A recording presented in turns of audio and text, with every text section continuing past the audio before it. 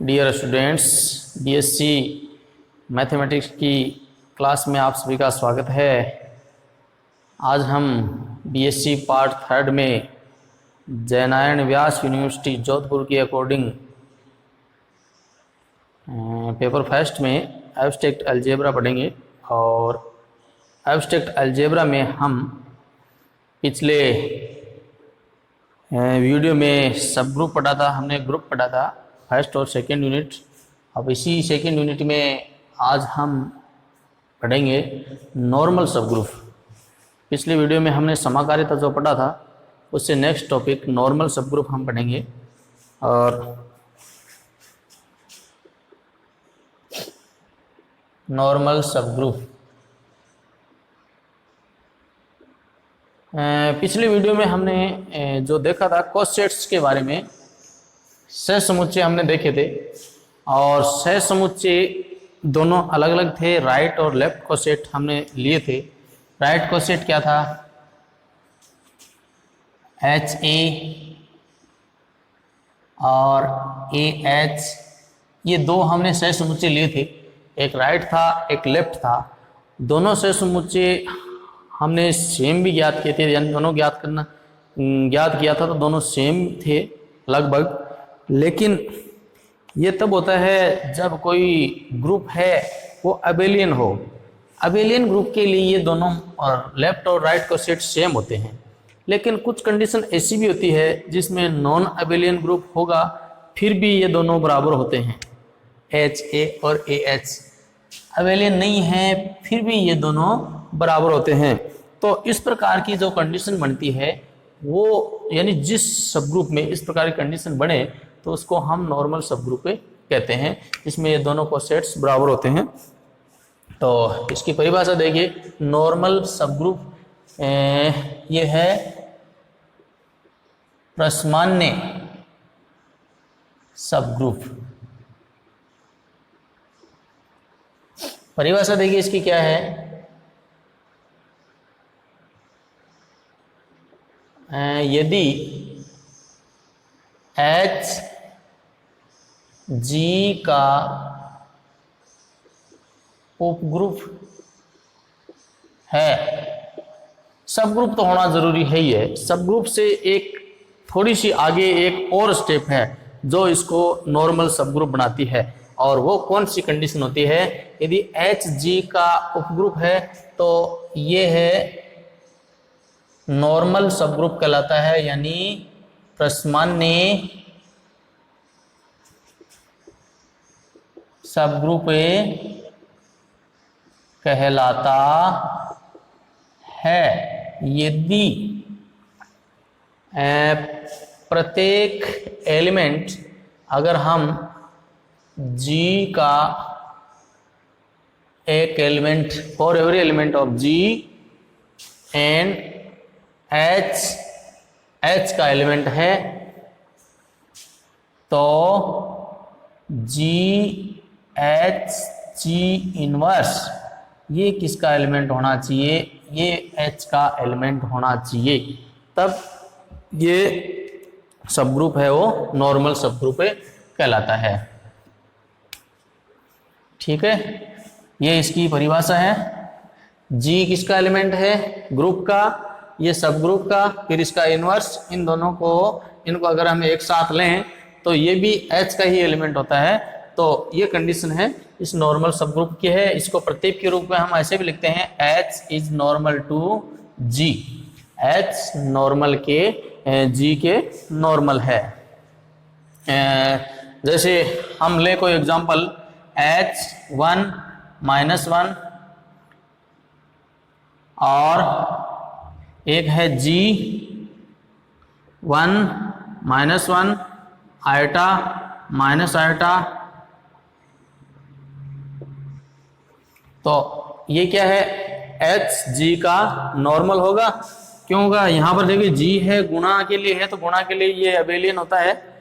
इसका अगर हम एक एलिमेंट लें, इसके इनवर्स के साथ अगर हम संयुक्त करें, एक इंटू एक का इनवर्स के साथ लें तो इसके एलिमेंट ही हमें प्राप्त होंगे। अतः हम कह सकते हैं एच जी का नॉर्मल सब ग्रुप है। अब देखिए नॉर्मल सब ग्रुप में अगर कोई सब ग्रुप नॉर्मल है तो उसके कम से कम दो समुच्चय उसके अवश्य उसमें मौजूद होते हैं। किसी भी सब ग्रुप के दो नॉर्मल सब ग्रुप जरूर होते हैं, एक तो G है वो स्वयं, और एक होता है आइडेंटिटी एलिमेंट से बना हुआ सब ग्रुप। ये दो सब ग्रुप नॉर्मल सब ग्रुप अवश्य होते हैं किसी भी सब ग्रुप के। इसके अलावा इसको हम इम्प्रॉपर नॉर्मल सब ग्रुप कहेंगे, और इसके अलावा भी कोई सब ग्रुप होते हैं उनको हम प्रॉपर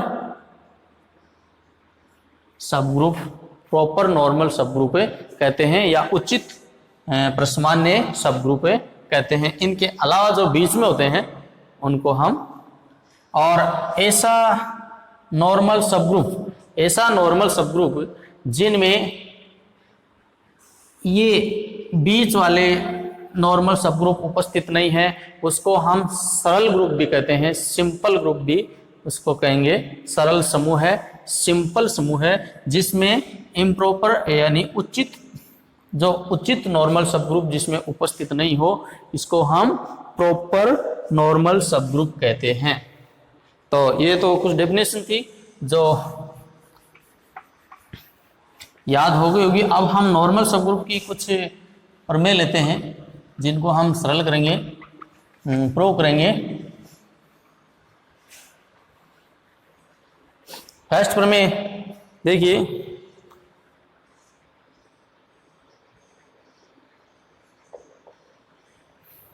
एक आबेली समूह है,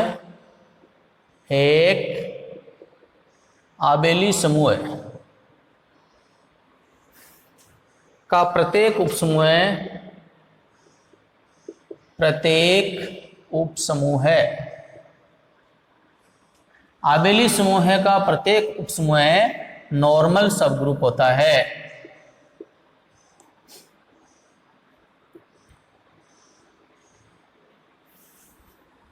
ये अपने को प्रूव करना है। तो देखिए, मान लेते हैं, माना Hg का प्रसामान्य या नॉर्मल उपसमूह है।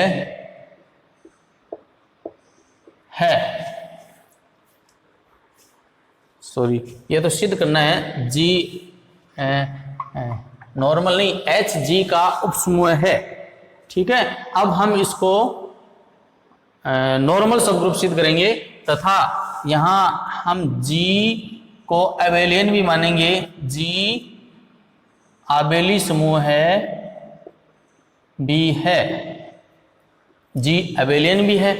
तो हम वही एलिमेंट लेते हैं।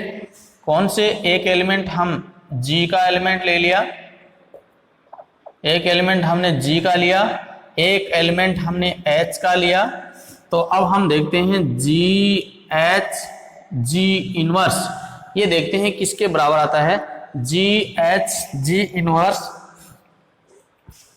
इसको सरल करते हैं। GH G इनवर्स बराबर GH G इनवर्स।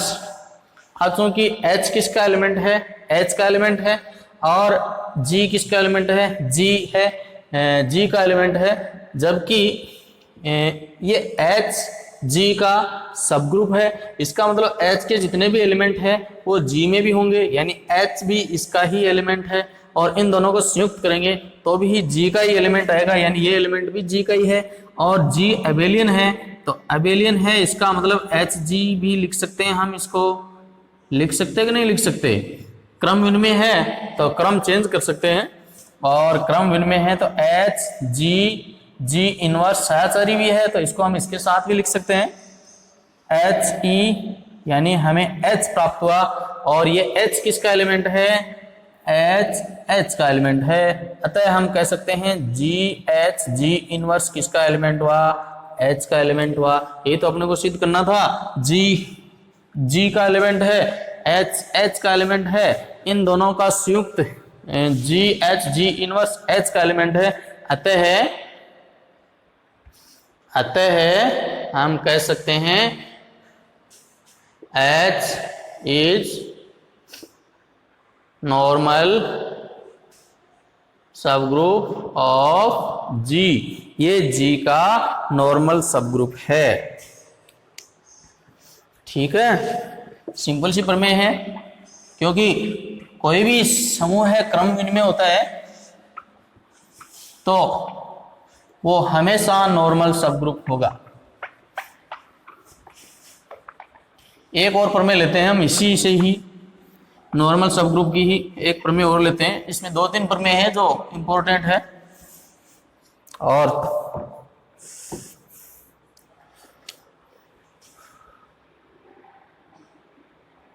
थ्योरम 3 देखिए, समूह है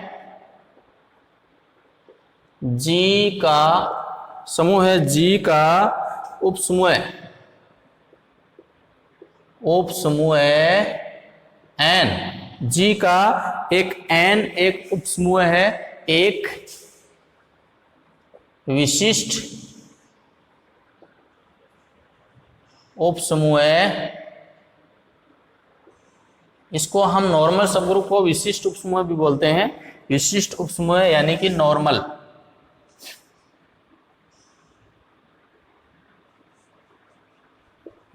सबग्रुप, ये इसका विशिष्ट समूह है, उपसमूह होगा यदि और केवल यदि और केवल यदि G and G inverse equal to N for every G element of G। ये एक प्रमेय है। प्रमेय को ध्यान से समझिए। देखिए इसमें अपने को क्या दिया हुआ है, अपने को दिया हुआ है G है एक ग्रुप है और N उसका सब ग्रुप है। G एक ग्रुप, N उसका सब ग्रुप और N सब ग्रुप है। ये विशिष्ट उपसमूह होगा, ये नॉर्मल उपसमूह होगा यदि इसके बराबर ये है। यदि और केवल यदि का मतलब है अपने को दोनों तरफ सिद्ध करना है। इसको हम नॉर्मल सब ग्रुप मानेंगे और इसके बराबर ये सिद्ध करेंगे, फिर इसको इसके बराबर मानेंगे, इसको नॉर्मल सब ग्रुप सिद्ध करेंगे। तो इस प्रकार की प्रमेय होती है, उसमें सबसे पहले जो कंडीशन होती है उसको सफिशिएंट कंडीशन बोलते हैं। सफिशिएंट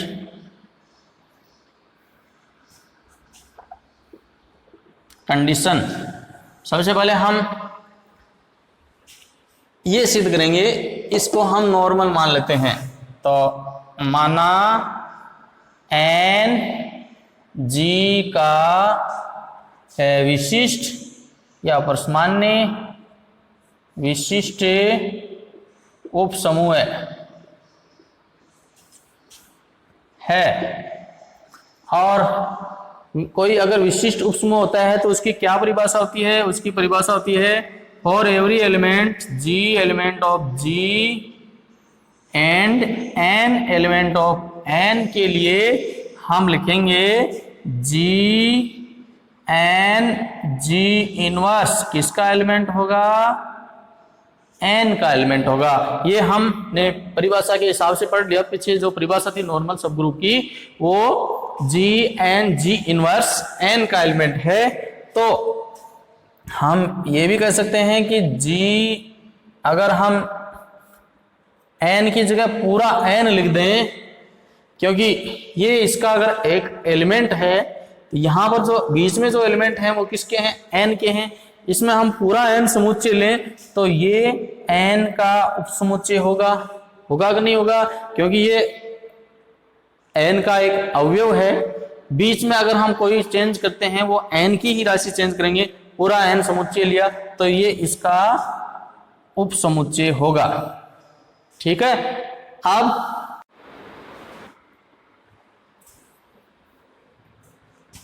अब इक्वेशन 1 से देखिए, हमें इसके बराबर करना है। तो क्योंकि जी किसका एलिमेंट है, जी का एलिमेंट है, और जी है एक ग्रुप है, इसका मतलब जी इनवर्स भी जी में होगा, क्योंकि कोई भी अगर ग्रुप है तो उसका प्रतिलोम उसके अंदर होता है, तो ये इसका एलिमेंट भी है। अब जैसे जी है, जी से ये कंडीशन बनती है, तो जी इनवर्स भी हम जी की जगह जी इनवर्स भी ले सकते हैं। तो अगर हम जी की जगह मान लीजिए समीकरण 1 से हम जी की जगह अगर जी इनवर्स लें तो एन जी इनवर्स का इनवर्स ये भी एन का ही उपसमुच्चय होगा, क्योंकि ये जी है, जी की जगह हम कोई भी एलिमेंट ले सकते हैं, जी इनवर्स है, जी का जो भी एलिमेंट है वो सब ले सकते हैं। हमने जी की जगह जी इनवर्स ले लिया क्योंकि जी इनवर्स भी जी का ही एलिमेंट है। तो यहां देखिए जी इनवर्स एन, इसका अगर हम इनवर्स करेंगे जी आएगा, ये भी किसका हो गया, उपसमुच्चय एन का उपसमुच्चय है। अब हम इस दोनों को एक जी और जी इनवर्स से दोनों तरफ मल्टीप्लाई करेंगे, G inverse N G into G inverse, यहां हमने इस तरफ जी लिया है, जी एन जी इनवर्स। तो ध्यान से देखिए, अब हम क्योंकि ये जो समुच्चय है वो सहचर्य है, तो जी को हम जी इनवर्स के साथ लिख सकते हैं एन जी जी इनवर्स, ठीक है, इंटू जी एन जी इनवर्स। तो ये एक आइडेंटिटी एलिमेंट आया, ये भी आइडेंटिटी एलिमेंट है, ये जी एन जी इनवर्स का उपसमुच्चय है, ये किसके बराबर होगा, आइडेंटिटी एलिमेंट एन, तो इसको हम एन लिख सकते हैं, ये उपसमुच्चय है जी एन जी इनवर्स, ये हम समीकरण 2 मान लेते हैं। अब समीकरण 1 और 2 को ध्यान से देखिए, ये जी एन जी इनवर्स एन का उपसमुच्चय, एन जी इनवर्स का उपसमुच्चय है, अतः हम कह सकते हैं समीकरण 1 व 2 से जी एन जी इनवर्स है वो एन के बराबर होगा, ठीक है। अब इसी प्रमेय को हम थोड़ा सा और इसकी उल्टा कंडीशन लेके चलते हैं, कन्वर्सली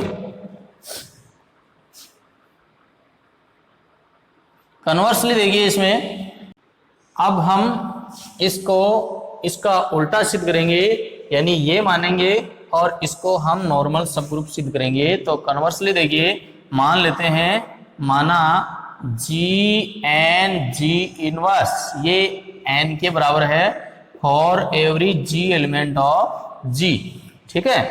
अब हमने ये लिया है और जी इसको हम नॉर्मल सिद्ध करेंगे। नॉर्मल सिद्ध करने के लिए हम क्या सिद्ध करते हैं, G N G inverse element of N.